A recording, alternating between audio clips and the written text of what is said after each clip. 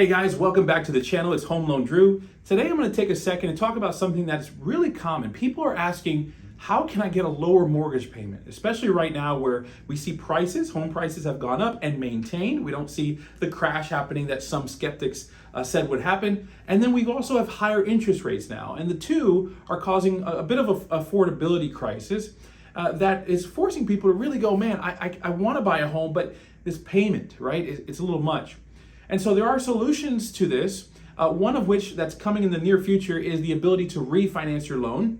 And that's when the interest rates on the market come down and everybody can actually refinance the mortgage into a new mortgage and with a lower interest rate and a lower payment. But in the meantime, what do you do about this higher interest rate and higher payment? And that's what we're going to talk about today, specifically the tool of the temporary buy down. This is a very, very powerful way to basically have a lower payment. And it's paid for by the seller. It's really cool, especially right now where sellers are going, hey, buyers, we need you to buy. And buyers are going, we want to buy, but the payments are just so high. Sellers can help you. They're motivated to help you to finance this temporary buy down. What is a temporary buy down? Well, let's go through that real quick. A temporary buy down is where your payment, right, for a fixed amount of time will be lower than what your base payment is. All right. Now, how much lower depends on the type of temporary buy down that we set you up with and that the seller agrees to finance. To put it simply, you have your interest rate, and we're going to use 8% as an example for this. And on your 8% mortgage with $350,000 finance, your principal and interest payment is, I've got it right here, about $2,570 a month, $2,568. Now, what happens is during the first, on a 2-1 buy down, during the first year, the interest rate payment will feel like it's 2% lower than the 8% rate that you're locked at. So if you're locked at 8% and your payment's $2,570 a month, well, guess what? For the first year, it's going to be as if your payment was based on a 6% interest rate.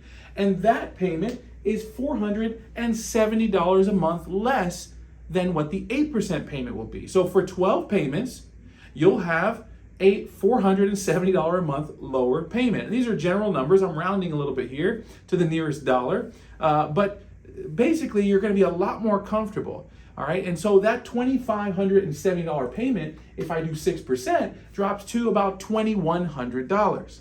All right. That's a big difference. Okay. Now, in the second year on a 2-1 buy down, that means the rate's lower for the first year at 2%, and then for the second year at 1%. On the second 12 payments, or the 13th payment through the 24th payment, the payment will be based on a rate of 1% lower than the actual rate on the mortgage. So in that case, your payment will be based on 7%. That's going to be $239, call it $240 a month, less than your regular payment based on the 8% rate. All right. And so if I plug that in over here and we go 7%, now your principal and interest payment is about $2,330.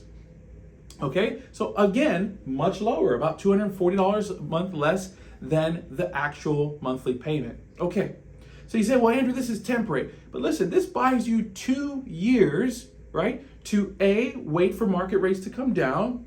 And in the worst case scenario, it gives you time to basically grow into your payment.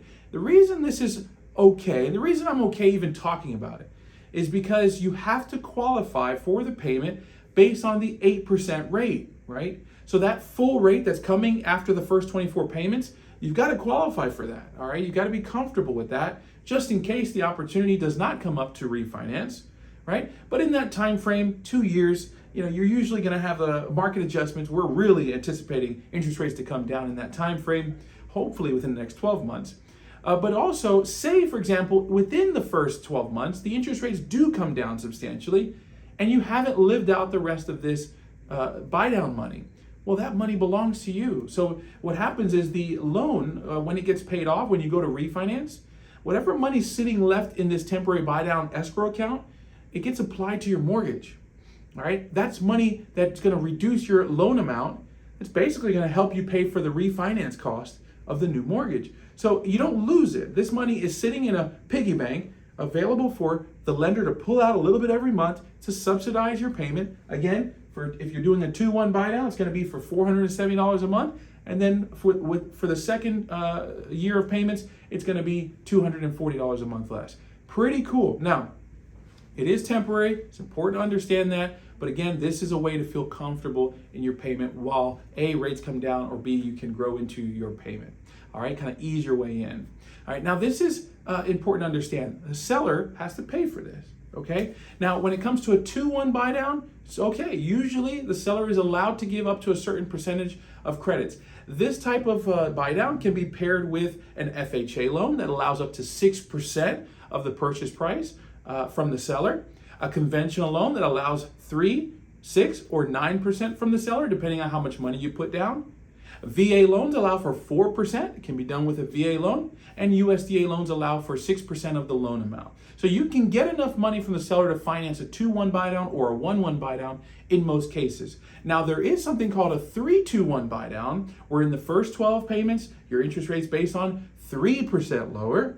Then the second set of payments, the second year of payments, will be based on 2%. And then the last year of the temporary buy down will be based on 1%. That's a really aggressive, really powerful tool to use, but you're going to need to be careful. If you're putting less than 10% down on a conventional loan, the seller is not allowed to give you that much money. Okay, it's almost too much based on the guidelines right now. So you're going to want to make sure you talk to me and figure out, okay, how much can I get for, if I want to do a 3-2-1 buy down, how much do I need to ask for? If you're a real estate professional, you need to ask this question to your lender, and hopefully you can reach out to me. I'm very versed in these strategies, and we'll give you a specific amount to ask for within seconds. Let's build out a scenario real quick, and I'll show you how fast this can happen. Within our system, we have a buy down calculator. Let's say that the loan amount is $400,000. So someone's buying a house and the loan amount's going to be $400,000. The base rate is, say, 7.99%, and they want to do a 3-2-1 buy down on a 30-year fixed mortgage with 12 payments every year. Well, guess what? Boom, instantly I have the number that you need to ask for in seller credits. It's $19,173.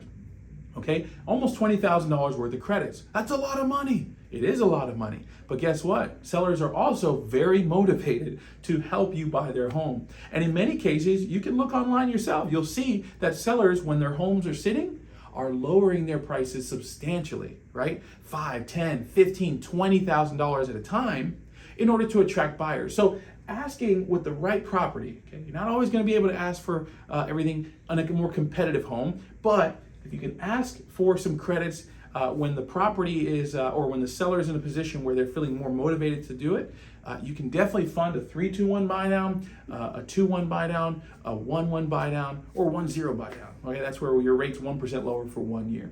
All right, so if you have any questions about it, reach out to me. I'm Home Loan Drew, Andrew Webb, Cross Country Mortgage here in Lake Mary, Florida. I can help anyone in all 50 states, licensed here in Florida though. If you have any questions, you can leave it in the comments. I'll be sure to reply to it, or just follow up with me at 407-490-6448. More information in the description below. Thanks so much for watching, guys, and we'll stay tuned to the next video.